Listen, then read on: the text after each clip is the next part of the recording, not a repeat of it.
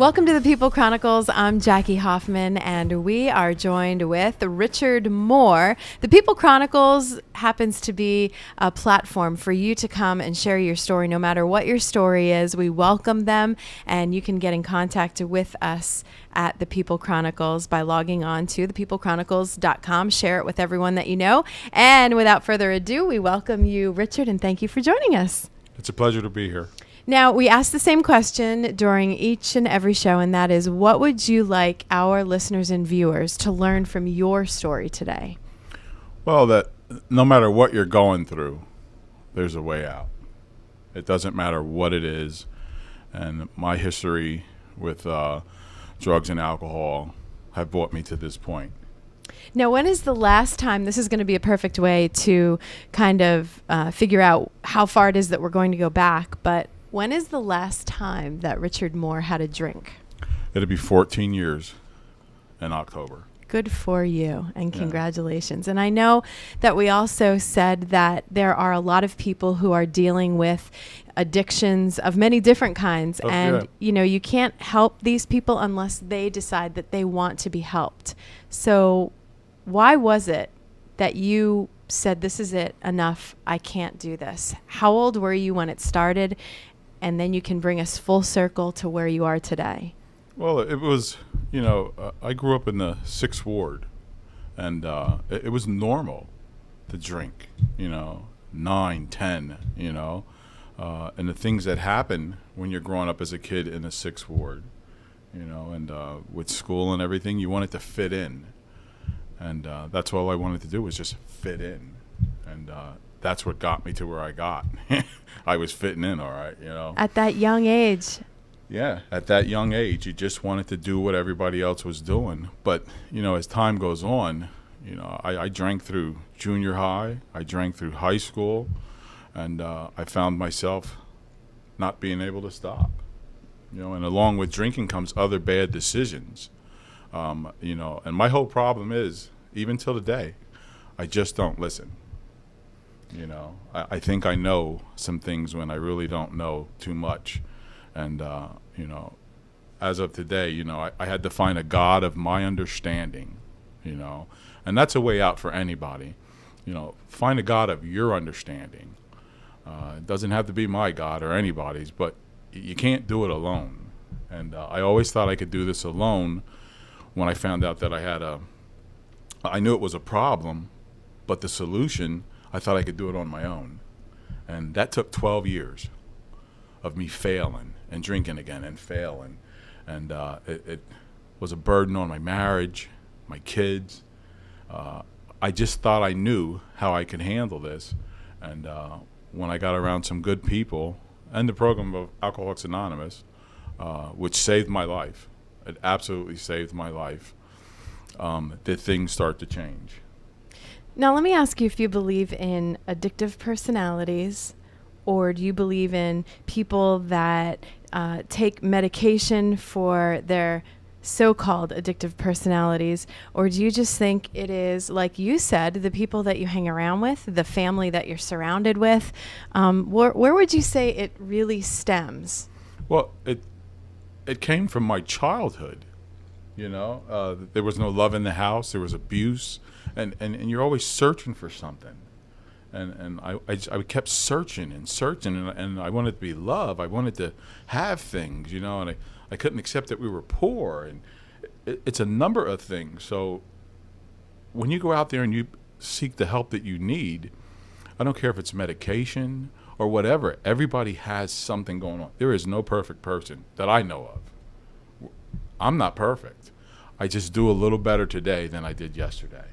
And I take this one day at a time. And over 13 years and a little bit, things have got better.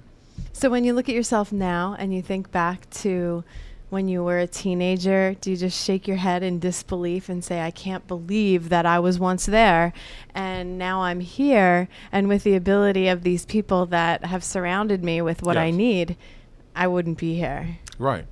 Tell us about some of your most difficult experiments with different drugs and alcohol and what it did to you. It's a downhill. I don't care like I was drinking before high school, and then came pot. It's downhill. It's all downhill. And as you were saying, I see my kids, and I didn't know the damage I was doing until you get clean and sober, and you wish that your kids don't. But I can't stop them either. All I can do is show them what I did and what happened to me, which they know, because it's a definitely downhill ride. It starts with drinking, pot at school, and then you graduate. You can't find a job because you really don't want to work. Well, I didn't want to work. I just wanted to party. And so then came the other drugs, the dry goods. And when you find out that you really don't have to work and you can do other things to make ends meet, and then that's my bright idea, my bright thinking was, this is how I can live, and it was definitely, everything I did was against the law, and then that's where you go to jail. You get out of jail, you think you're going to change something, you end up back in jail. It's just a roller coaster ride of the same stuff over and over and over, and you think you can think your way out of this. Well, at least I did. I absolutely thought that all I needed was a job and be strong and hard. All it took was one drink, and I was right back to where I was, doing the same things, hurting people. And I really didn't realize what I was doing until I absolutely hit rock bottom, and I asked for help. I truly needed help, and they told me to stop thinking. How many times did you relapse? Do you know? It put a strain on my marriage, my kids. For 12 years, I've always worked construction, and every company that I'd worked for would send me to rehab, and the third time they were allowed to fire me. So each company told me the same thing: Rich, you're a good worker. And they would send me to rehab. The third time they go, we got to get rid of you. So I would move on. So that's my employment history of just moving on and making ends meet. With my wife, God bless her, I put her through the ringer, but she hung in. And with my kids, you just hurt the ones you love, but you don't know that until you settle down into some type of program and someone gives you some information to look at and say, look, this is what you're doing to the ones who love you. I never even thought about looking at my kids and wife. I was hurting them. But until I had that information, I could do nothing with it. And so when I came into this program and I really dug deep, and God bless him, his name was Charlie Gallagher. He put me on the right track. He was an old Irishman. He had 2 different color eyes, scruffy beard, and he gave me what I needed. God put him in place when I needed him, and I was willing to listen at that time, and my life began to change. Where were you? Do you remember where you were? Yes, I do. I had went to my 12th detox center in Reading. 12th. This is why I said you don't know when you're going to get this, but don't give up. If you wake up and you're breathing, you have a chance. It took me 12 years, 12 detox centers to finally go, I can't beat this. I need help. And when through that, my last detox center, they kept me there, I think it was 3 days, and said, you've been here long enough. You've been here over the last 12 years. You know how this works. And they shipped me out in 3 days, and I ended up in York. I had divorce papers. I had PFAs. I was on my way back to jail. It looked bad. My kids didn't want to talk to me. I was at my lowest low. And Charlie told me to pray to God and things would get better.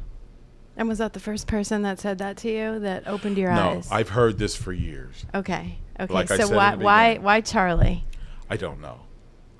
At that time and point, my mind was willing, my spirit was willing, everything. I just knew I was done.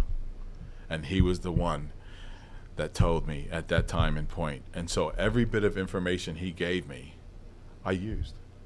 I had an open mind, and my spirit and everything was open to whatever he said, because I truly was defeated. I had nothing left. Nothing. Do you feel without him coming to you that probably just would have been it? You just would have threw in the towel and that would have been it? Yeah. All right, Richard, Yeah. when we come back, we're going to take a short break. We're going to find out a little bit more about how Richard is back on top of the world, why he's doing what it is that he's doing to help other people, and a little bit more about your awesome family, which I happen to know and love a lot, on the People Chronicles.